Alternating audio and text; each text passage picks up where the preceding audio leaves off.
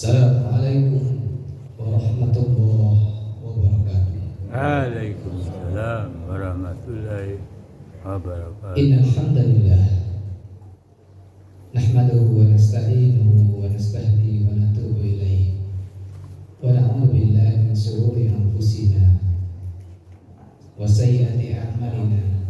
May yahdihillahu fala mudilla lahu wa may yudlil fala hadiya lahu. Asyhadu an la ilaha illallah wahdahu la syarika lahu. Asyhadu anna Muhammadan abduhu wa rasuluh. Allahumma shalli ala Muhammad wa ala ali Muhammad kama shallaita ala Ibrahim wa ala ali Ibrahim innaka Hamidum Majid. Wa barik ala Muhammad wa ala ali Muhammad kama barakta ala Ibrahim wa ala ali Ibrahim innaka Hamidum Majid. Qala Allah Ta'ala fil Qur'anil Karim wa asdaqul qailin. A'udzu billahi as-sami'il 'alim minasy syaithanir rajim. Wasta'inu bis-sabri was-salah wa innaha lakabiratun illa 'alal khashiyin alladzina yadhunnuna annahum mulaqu rabbihim wa annahum ilaihi raji'un. Qala sallallahu alaihi wasallam, sallu kama ra'aitumuni usalli. Sallallahu alaihi wa sallam Nabil Karim nahnu insyaallah nasyakir nasyahid. Alhamdulillah, di subuh yang mulia ini, subuh yang penuh dengan berkah ini, subuh di 10 terakhir di Ramadan 1443 Hijriah, dengan ucapan kalimat syukur alhamdulillahirabbil alamin, hadirkan hati kita, hadirkan jiwa kita untuk tunduk di hadapan Allah Subhanahu wa taala.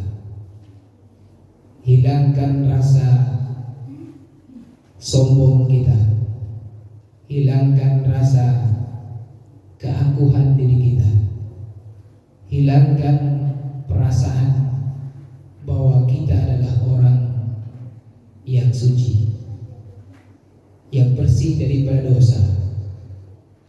Karena ketika kita menghilangkan semua keangkuhan kita, kesombongan kita, kemudian kita hanya menyampaikan kepada Allah dengan kalimat ketika kita sholat, iyyaka na'budu wa iyyaka nasta'in. Kalau sudah seperti ini, selesai insyaallah urusan kita dunia dan akhirat, selesai insyaallah. Karena dalam kehidupan kita, dalam sholat kita, dan semua aktivitas dan semua inti daripada Al-Quranul Karim itu ada dalam surat Al-Fatihah. Dan inti daripada surat Al-Fatihah di ayat yang kelima, iyyaka na'budu wa iyyaka nasta'in. Tidak lebih dan baik. Dan Allah juga sudah perkuat. Allah juga sampaikan, wa ma khalaqtul jinna wal insa illa liya'budun. Tapi untuk mencapai ini semuanya tidak gampang. Berbicara boleh lancar, berbicara boleh pandai, tapi berkaitan dengan yang namanya khusyuk dalam melaksanakan sholat, siapa yang bisa mengaku dirinya, siapa yang berani mengatakan sholat saya sudah khusyuk?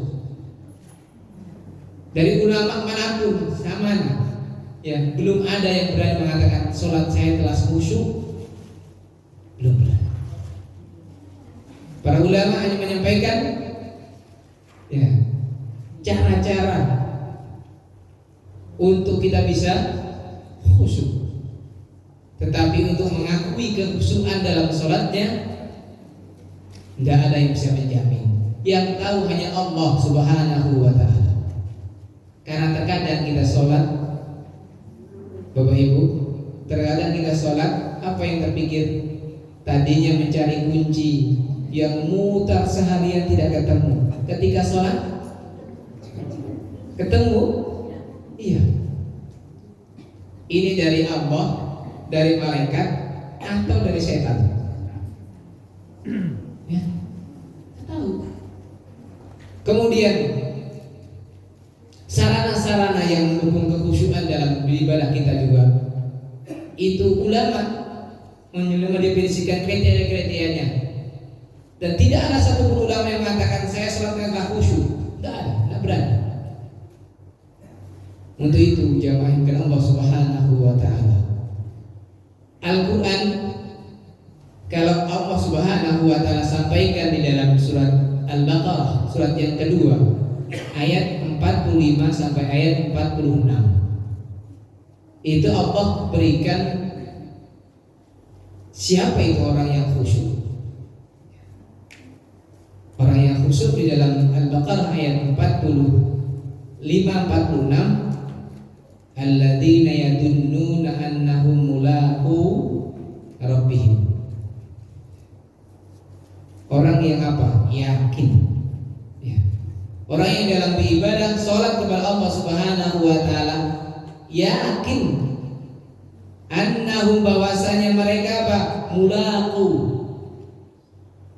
laqalaqi, ya, berjumpa kepada Allah Subhanahu wa Ta'ala. Apa? Berjumpa kepada Allah Subhanahu wa Ta'ala. Ini yang tentunya kita harus menjadikan diri kita introspeksi diri.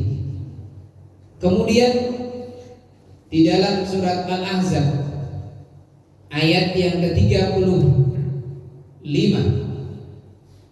Allah memberikan siapa itu orang yang termasuk mendapatkan dari Allah Subhanahu wa Ta'ala. A'addallahu lahum maghfiratan wa ajran 'azima. Siapa yang Allah janjikan kepada hamba-hamba Allah Subhanahu wa Ta'ala, itu siapa? Yang mendapatkan maghfirah, ampunan dari Allah Subhanahu wa Ta'ala, dan kemudian dia akan mendapatkan pahala yang agung, pahala yang azim, ya, azimah, pahala yang agung. Ini, tapi sebelumnya direpet oleh Allah Subhanahu wa Ta'ala, mulai dari innal muslimina wal muslimat wal mu'minina wal mu'minat, ya, orang yang Islam dari laki-laki dan Islam dari perempuan. Mau ditanya saja, tanya Bu, Islam? Islam. Ya, selama ini orang mengatakan kalau dibilang Islam itu mengatakan apa? Isya, subuh, luhur, asar, maghrib, itu sudah Islam katanya. Belum. Kalau kita melihat definisi Islam yang disampaikan oleh Syekh Muhammad bin Abdul Wahab dalam kitab salah satu usul, ya, itu sangat mendalam. Wal istislamu lillah bitauhid.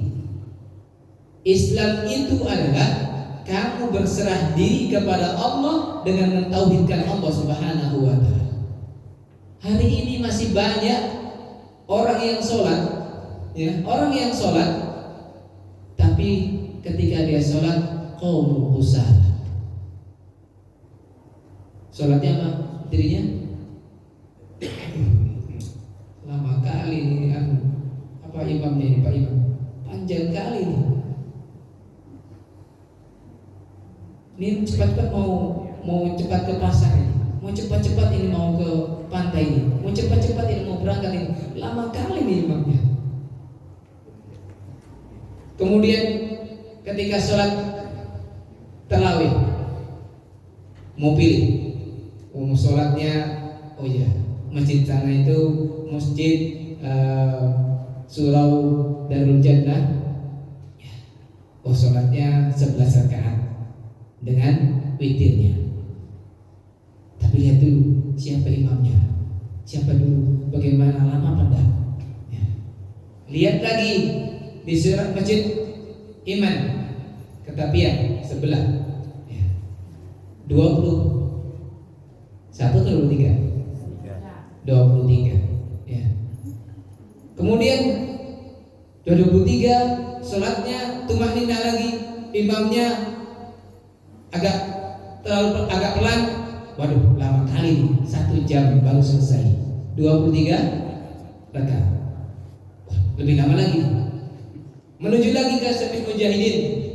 Ya, Masjid Mujahidin. Kemudian begitu, terus lihat, wah, lama kali ini. Belum dibandingkan dengan ya di sholatnya di Masjid Baitur Rahmah. Itu 1 malam 1 juz. Tambah lagi, aduh ini lebih lama lagi. Itulah kita, itulah manusia. Ya, kemampuan kita terbatas. Dan kadang keinginan kita pun juga, keinginan kita tinggi, tapi kemampuan kita terbatas.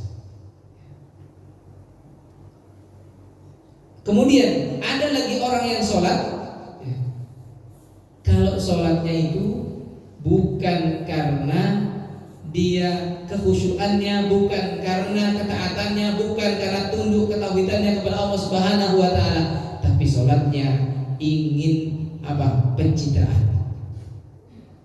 Oh, itulah bisa mimpin itu. Anda bisa mimpin sholat, walaupun yang dibaca Al-Ikhlas itu pun salah terbaik-baik ini. Ya. Apa? Pencitraan bisa. Oh, ini mau pemilihan legislatif ini. Wah, saya harus rajin-rajin ke surau, saya harus rajin-rajin ke masjid, saya harus rajin-rajin ke majelis taklim ibu-ibu, menggunakan gamis yang panjang, ya, pakai songkok haji seperti saya gini, pakai surban, ya. Kemudian assalamualaikum, ya, ngisi pengajian situ masing. Tujuan sholatnya bukan karena Allah, bukan karena Allah. Kemudian lagi, kalau kita baru merasakan definisi Islam saja, wal istislamu lillah bitauhid, ya, bitauhid. Jadi kita berserah diri kepada Allah dan mentauhidkan Allah Subhanahu wa taala. Ada hari ini orang yang sholat, ketika dia sholat minta ihdinas siratal mustaqim, minta ya Allah tunjukilah jalan yang lurus.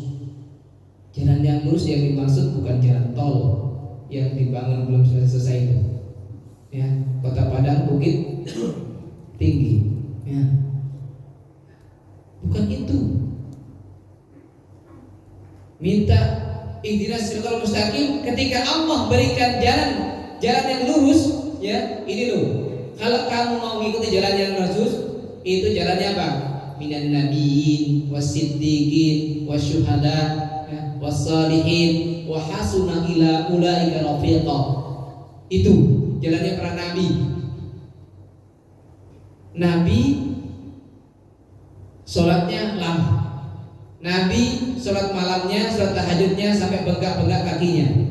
Kita baru sholat berapa menit itu sudah setengah mati. Jamaah dengan Allah Subhanahu wa taala. Belum lagi orang dia mengatakan sholat, dia mengatakan iyyaka na'budu wa iyyaka nasta'in. Hanya kepadamu ya Allah, ya, kami menyembah, dan hanya kepadamu ya Allah kami mohon pertolongan. Tapi ketika habis sholat dia minta sama Allah, di luar sholat dia minta sama penjaga laut. Betul Bapak Ibu? Sebelum masuk bulan Ramadan mandi-mandi, katanya membersihkan diri. Mandi-mandi tidak perlu ke laut kemudian menjeburkan diri, kemudian apalagi bercampur, ya, laki-laki perempuan yang kemudian kelihatan auratnya. Bukan itu yang mensucikan dirinya. Kemudian masih banyak lagi. Ketika dia minta sama Allah, tapi di luar tempat, di luar laut waktu, dia minta sama apa? Penjaga gunung. Minta sama apa? Tukang dukun. Ketika dia belanja, ketika dia berjualan, Bapak Ibu sering lihat? Ya, saya sering lihat. Ini ketika ada anggaplah ini uang, ya, kemudian dia belanja. Yang pertama kali membeli belanja jualannya, apa yang bilang Ibu itu? Pelaris. Hati-hati, ya. Pelaris. Coba bilang aja, Alhamdulillah ya Rob, mudah-mudahan ini pembuka rezekimu untuk melariskan daganganku dan memberikan berkah. Bukan ini pelaris. Ada lagi, kalau di Kalimantan, Masya Allah, Ibu saksikan, hari Jumat itu mihrab itu penuh dengan Makanan. air. Hampir saja waktu itu saya khotbah di Masjid Istiqomah, masjid Kuala kali, ya. Jamaahnya mungkin 6 kali lipat, ya. Masjid Gadang, Masjid Jami Istiqomah, ya. Itu yang khatib harus menentukan pakai bajuan seperti ini, seperti dia, ya. Baju jubah putih itu jadinya khatib. Nanti imam ada baju juga putih, ada kuning-kuningan, ya, putih tulang. Nah, nanti muadzinnya ada sendiri ditentukan. Ya. Itu di kota-kota. Ketika khotibnya pakai jas, Bapak Ibu, ya, tidak pakai serban itu, besok tidak dipakai lagi. Hanya gara-gara itu. Ya. Seolah-olah membuat kemudian tempatnya sakral, kemudian khusyuan dan ibadah seolah hanya berbatas sebagai pakaian. Itu tidak. Jangan dengan Allah Subhanahu wa taala. Maka saya lagi Islam yang kemudian katakan istislamu lillah bitauhid, kemudian yang kedua wal inqiyadu lahu bitta'ah. Tunduk dan patuh dalam ketaatan. Ya. Kemudian wal bara'atu minasyirki wa ahli, berlepas diri dari berbuat kesyirikan dan pelaku kesyirikan. Ini Islam. Karena itu masuk diantaranya bahwa seseorang yang kalau memang amal ibadahnya terutama salat itu bisa dia diterima oleh Allah Subhanahu wa taala dan mengkhususkan diri bagaimana bisa khusyuk, ya. Di antaranya para ulama menyampaikan kalau tadi dasar dari Al-Baqarah ayat 45 sampai 46, ya, orang yang khusyuk, ya, orang yang salat itu, ya, bisa dicapai kecuali hanya orang-orang yang khusyuk. Kemudian di Al-Ahzab 35 tadi, ya, itu yang mendapatkan ampunan dari Allah Subhanahu wa taala dan ganjaran dari Allah Subhanahu wa taala, di antara juga orang yang khusyuk. Jadi dikatakan oleh Allah Subhanahu wa taala bahwa setelah dia Allah Subhanahu wa taala katakan was-sabirina was-sabirat, wal khashi'ina wal khashi'at, orang yang khusyuk daripada laki-laki dan orang yang khusyuk dalam salatnya dari kalangan perempuan.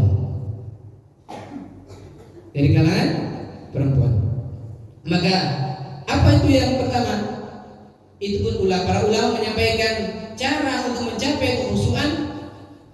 Para ulama menyampaikan tidak ada satupun ulama yang berani mengatakan salat saya telah khusyuk di hadapan Allah Subhanahu wa taala. Belum lagi kalau dibandingkan dengan khusyuknya Ali radhiyallahu anhu ketika dia mau dicabut panah yang menancap di punggungnya, maka Ali radhiyallahu anhu dia ingin sholat dulu baru silakan cabut. Dia tidak merasakan sakitnya dicabut. Kalau standarnya itu, masya Allah, jauh kali. Kita ketika sholat ada bunyi apa? HP. Sholatnya HP-nya bunyi apa? Sholawat lagi. Ada bunyinya HP-nya lagi, naderinya azan pula. Kita setelah sholat azan dulu. Hayya 'alas sholat. Kira-kira terganggu enggak, Bu? Terganggu. Ya. Makanya para ulama hanya berikan tahapan demi tahapan, kemudian cara demi cara untuk kita supaya sholat kita khusyuk. Yang pertama, ya. Yang pertama ini yang juga berat, ya. Karena yang pertama ini tingkatan ihsan, ya. Harus merasa dilihat oleh Allah Subhanahu wa taala. Yakin, ya. Yakin rasa diri kita dilihat oleh Allah Subhanahu wa taala. Sebagaimana dalam hadis Arba'in An-Nawawi. Ya. Ihsan itu anta budallah ka'annaka tarahu wa illam takun tarahu wa innahu yara. Engkau beribadah kepada Allah Subhanahu wa taala. Engkau salat kepada Allah Subhanahu wa taala seolah-olah engkau dilihat oleh Allah Subhanahu wa taala. Ini yakin, harus yakin dia dilihat oleh Allah Subhanahu wa taala. Fa illam takun tara, maka jika kamu tidak bisa melihat Allah, ya, fa innahu yara, maka sesungguhnya Allah melihatmu. Ihsan. Jadi Islam, kemudian beriman, ya, baru ihsan. Insyaallah. Gak gampang itu ihsan. Karena kadang kita sholat, di situ ada calon mertua, harus khusyuk nih. Pokoknya sholatnya dibagus-bagusin. Jadi imam lagi, Pak, ini ada calon mertua saya di belakang ini. Diambil ayat yang panjang-panjang. Nanti pas pulang, Dek, siapa namanya? Di mana? Dari pesantren ini. Ya. Berapa juz hafalannya? 31 juz. Betul, Bu? Ya, 31 juz. Al-Qur'annya 30 juz. Dia tanya, berapa hafalannya? 31 juz. Kenapa? Tidak ada pun 1 juz yang dia hafal. Makanya dilebihkan dia. Ya, 31 juz. Karena ingin dibangga-banggakan oleh calon mertua. Kemudian yang kedua, para ulama menyampaikan, ya, menyimak dan menjawab, ya, ketika muazin berkumandang. Menyimak, jadi disimak. Kadang kita kalau ada muazin yang berkumandangkan azan, sering kita apa? Asik masih main HP, asik masih main game, asik masih ngobrol, ya. Jadi kalau ada panggilan azan itu semua aktivitas mestinya harus berhenti sebagai bentuk kekhusyukan kita kepada Allah Subhanahu wa taala dalam beribadah, ya. Ya. Gitu. Kemudian yang ketiga, berwudu dengan sempurna. Berwudu dengan sempurna. Kata Rasulullah, siapa yang berwudu dengan sempurna kemudian menegakkan sholat, ya, 2 rakaat, ya, sholat sunat wudu, ya, Allah akan ampuni dosa-dosanya. Ya. Tambah lagi kalau dia berangkat ke masjid, setiap langkahnya diangkat 1 derajat dan setiap turun kakinya diampuni 1 dosa. Itu pulang dan perginya, berangkat dan pulangnya itu akan dihitung oleh Allah Subhanahu wa taala. Tapi wudunya harus sempurna. Ya. Ya. Kemudian yang keempat, khudu zinatakum inda kulli masjid. Pakailah pakaian-pakaian yang layak, yang bagus, yang suci, yang bersih, yang indah ketika mau ke masjid untuk melaksanakan sholat berjamaah. Bapak Ibu kalau mau menghadap, kemarin mau datang Pak Wali Kota ke tempat ini safari Ramadan, ya, coba kira-kira ketika Ibu datang ke sini Pasti siapkan pakaian. Saya pakai pakaian ini lah. Saya pakai pakaian ini. Saya pakai jas ini. Saya pakai ini. Ya. Nanti Pak Wali Kota lihat gimana. Sementara kalau kita mengharap pada Allah. Kalau ibu mau kondangan, ya mau kondangan gimana? Siapa dia? 1 pekan bahkan 1 bulan sebelum kondangan siapkan pakaian gini ini pakaian ini gantian. Mau pengantin siapkan ganti 1 hari itu bisa 5 kali sampai 6 kali ganti pakaian. Coba mau ketemu sama Allah, pakaiannya yang harganya berapa? Yang murah-murah, sarungnya yang kumal-kumal, bajunya tidak pernah disetrika. Katanya apa? Tawaduk dia Ustaz. Ya. Allah sudah bilang khudu zinatakum inda kulli masjid. Ya. Pakailah pakaian yang baik-baik, yang bagus-bagus. Ya, ketika kamu mau ke masjid, mau sholat berjamaah. Ini juga mempengaruhi. Coba lihat, kelihatan rapi dan indah ketika di Masjidil Haram. Orang tawaf itu dalam kondisi apa? Putih semua, enak gitu ya. Masjid ini juga pula, kalau ruku dan sujudnya putih semua, masya Allah, indah sekali. Dan pakaian yang disukai oleh Rasulullah Muhammad SAW ketika sholat adalah pakaian jubah putih. Nah, gitu. Kemudian yang kelima, kalau kita mau khusyuk, kata ulama, yang kelima adalah pahami apa yang kita ucapkan dalam sholat. Ya, ketika kita sholat, ya, bapak, ibu-ibu, ya, kita paham yang tadi. Al-Fatihah harus paham. Ya, apa Al-Fatihahnya harus paham? Kenapa?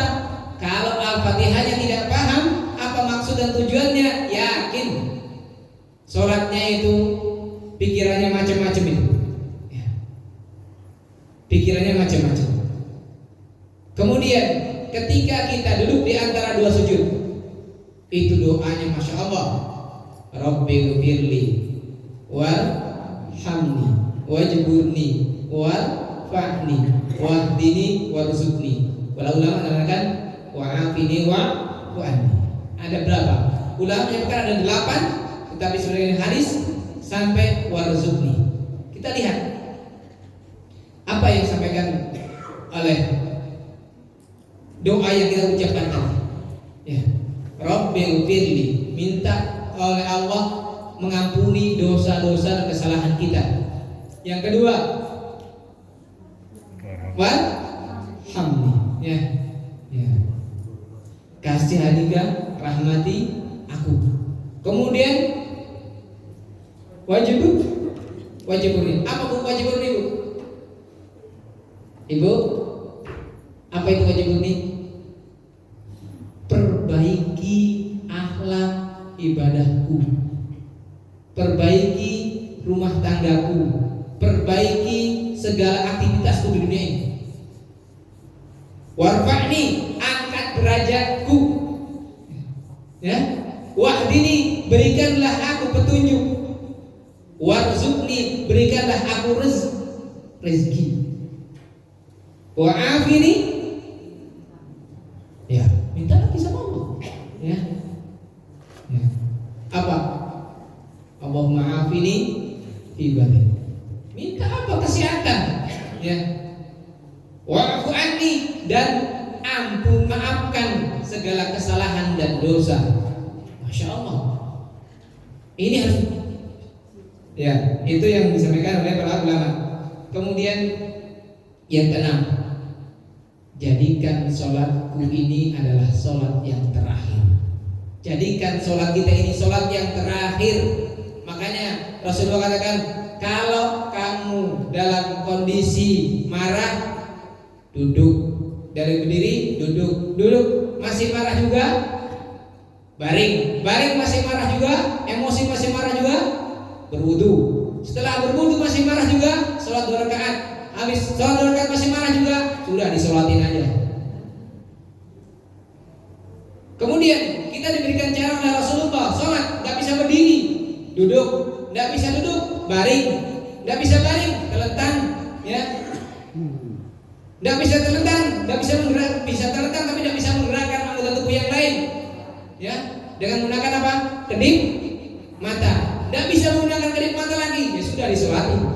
Inna lillahi wa inna ilaihi raji'un. Nah itu semua awal sampai cara.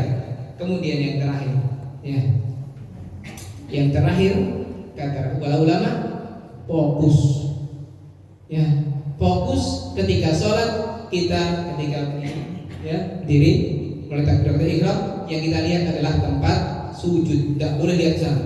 Lihat, bagus sekali kaligrafinya ini masjid Darul Jannah ini. Darul Jannah ini, bagus sekali. Sambil dibaca, ini ada tulisannya surau, mata ke sana dilarang. Ya. Kemudian tengok kanan, tengok kiri. Ya, kemudian ada begini, ada yang salah begini. Terus gerak lagi, ada lagi, gini lagi, ada lagi, gini lagi, gini lagi. Ya. Nah itu, fokus. Ya. Ketika ruku tempat sujud, ketika sujud, nah jangan pejam. Ya, jangan pejam. Nah kemudian ketika tahiyat, fokus di ujung jari kita. Ya, ketika tahiyat, fokus di ujung jari. Maka ini 7 yang disampaikan para ulama. Mudah-mudahan kita bisa mendapatkan sholat yang khusyuk di hadapan Allah Subhanahu wa taala. Kemudian kita semuanya ya harus yakin bahwa kita sholat khusyuk dan sudut sholat kita, maka kita akan kembali kepada Allah Subhanahu wa taala. Ya. Kemudian yang tadi Allah sampaikan dalam Al-Ahzab ayat 35 bahwa orang yang khusyuk daripada laki-laki dan perempuan, ya, yang sholatnya khusyuk dalam beribadah khusyuk, maka lahum maghfiratun wa ajrun 'azim.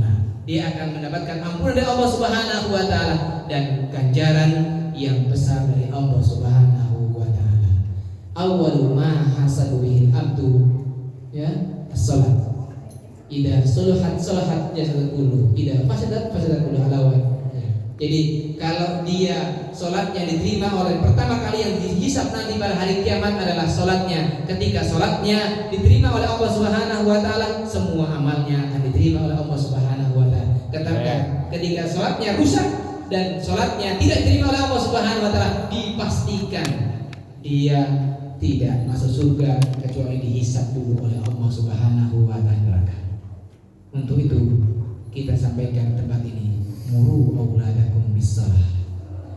Perintahkan anak-anak kalian untuk tegakkan sholat ketika usia arahkan dia, ajak dia sholat ketika usia 7 tahun.